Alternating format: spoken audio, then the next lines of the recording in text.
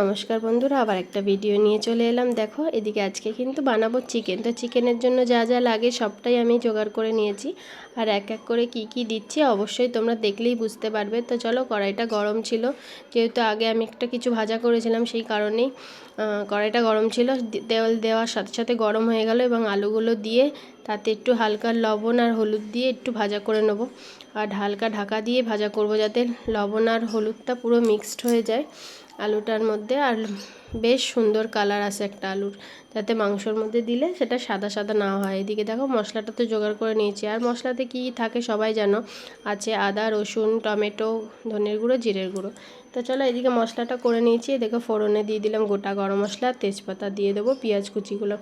পেঁয়াজগুলো বেশ সুন্দর করে হালকা করে ভেজে নেবো। তো চলো পেঁয়াজগুলো হালকা করে ভেজে নিই।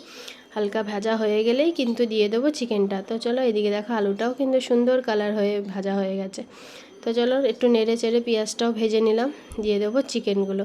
তো চলো চিকেনটা কিন্তু সুন্দর করে ধুয়ে আমি পরিষ্কার করে রেখেছিলাম, তো জল ঝরিয়ে তো দিয়ে দিলাম চিকেন, আর দিয়ে দেবো স্বাদ মতন লবণ, আর দেবো হলুদ।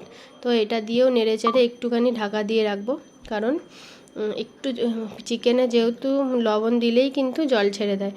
আর দিয়ে দেবো গোটা লঙ্কা, কারণ আমাদের ঝালটা খুব কমই হয়, কারণ মেয়ে খায়, ঝাল হলে বেশি খেতে পারে না, যখন যার লাগে ঝালটা তো একটুখানি লঙ্কাটা ডলে খেয়ে নেয়। তো চলো পেস্ট করা মশলাটা দিয়ে দেবো, আর বাটিটা ধুয়েও যে মশলাটা গায়ে লাগা ছিল সেগুলোও একটু জল দিয়ে ধুয়ে দিয়ে দিলাম। তো দেখো চিকেনটা দেখে মনে হচ্ছে কালার হয়নি, কিন্তু ফুটলেই আবার সুন্দর একটা কালার হয়ে আসবে। চলো ঢাকা দিয়ে দিই, দেখো হালকা হালকা করে কালারটা কিন্তু বেরোচ্ছে। তো চলো হাফ বাটি দই রেখেছিলাম, সেই দইটাও আমি বাটি ধুয়ে পুরোটা দিয়ে দিলাম। আর আজকে কিন্তু চিকেনটা হেভি স্পাইসি হবে, একটু টক টক বেশ একটু ঝাল ঝাল।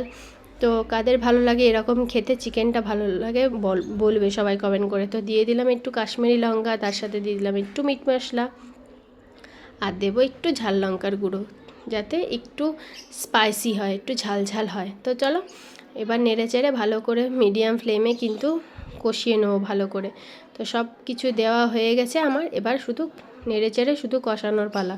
তো চলো হালকা হালকা করে কষিয়ে নিই, ঢাকা দিয়ে দিই। দেখো অনেকটা জল শুকিয়ে এসছে, কষানো হয়ে গেছে। আলুটা দিয়ে দেবো যাতে আলুটাও সেদ্ধ হয়ে যায়, না হলে কষাতে কষাতে আলুটা সেদ্ধ হয়ে গেলে বেশি তো এটাতে ঝোল হবে না, মিডিয়াম ঝোল হবে। তো চলো এই দেখতে পাচ্ছ কত সুন্দর একটা কালার এসছে, আর হেভি স্পাইসি হয়েছে, খেতেও কিন্তু দারুণ হয়েছে। যারা যারা এই দই চিকেনটা খেতে ভালোবাসো অবশ্যই কমেন্ট বক্সে জানিও। আর দেখো হয়ে গেছে আমার কষানো, তেল ছেড়ে দিয়েছে, আর এবার অল্প একটু জল দিয়ে দেবো ফুটতে।